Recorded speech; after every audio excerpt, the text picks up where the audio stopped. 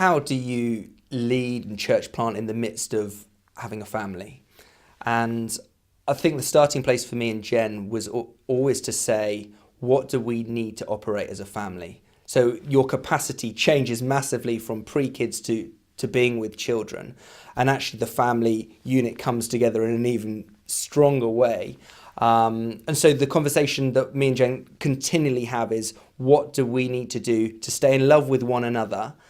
Which is because we know that if we don't spend enough time together, then we find each other really incredibly difficult. And what do we need to be the best parents that we can be?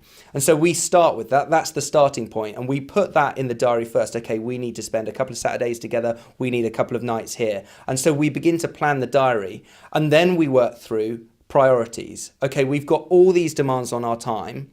And in each stage of a church, that's different. So in a church planting, that's just gather, gather, gather. And then as the church has grown and developed, it's actually, I need to spend more time on my preaching and leadership. And so continually changing and saying, what are the priorities? But always family time, marriage time comes in first. And then whatever's left over, in some senses, is what we give to the ministry. Because the reality is we want to still be doing this in 15 years' time. And we see too many people that end up getting this balance wrong.